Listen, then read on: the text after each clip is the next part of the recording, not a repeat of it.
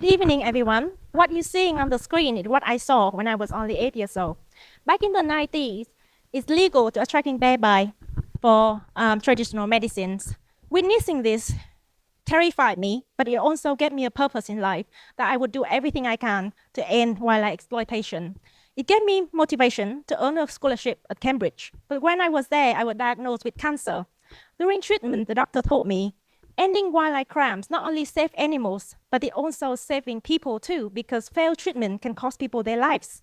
That gave me a light bulb. Right, conservation isn't just about protecting nature, it's about protecting people too. And that belief strengthened when I met Mr. Ngô Đức Liên. He's one of the 100 rangers working at Chu Kang Sin National Park. He was shot by poacher, 17 bullet fragments in his body.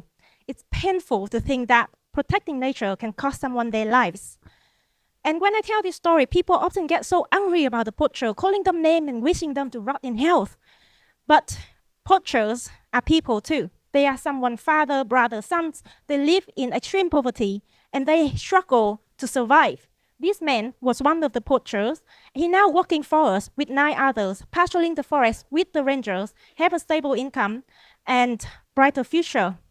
We provide training for rangers and community members, not only in conservation, but also in rescues and first aid, because their job is so dangerous. We introduce them to technology to increase their effectiveness in patrolling and recognize the effort through the Ranger Awards, because feeling seen is just as important as any tools. What about the people who don't patrols? We created community-led funds, providing small loans for urgent needs, alongside scholarship to ensure children have access to education. We encourage farmers to shift to agroforestry, growing cacao and native trees to diversify the income in the buffer zone.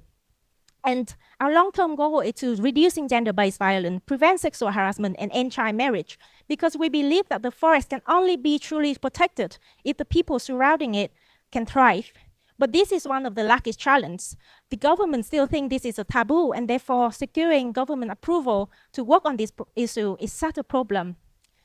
We're not going to stop. And at the moment, like 80% of our employees are women, in which 42% are people in the communities. And the rates of detecting snare trap and removing snare trap increased by 250%, whereas many of the people in the community committed not to involve themselves in wildlife crimes. Yesterday, I was asked, how do I want people to remember me? But I don't. I want you to remember these stories of the ranger, of the forest protectors, of people like Mr. Lien who was shot for protecting nature, so that if you ever come across wildlife products, you remember that it costs life, not only animals, but also people. I was never good with words, but then I found myself authoring the 2 books that published around the world. I believe that nature has the power to change us, and we have the power to make a difference. So every one of you here today have that power. I hope that you will use your power to support us, donate to us, and work with us. Whatever your talents, you are a part of the solutions, and you can give a future for our nature. Thank you.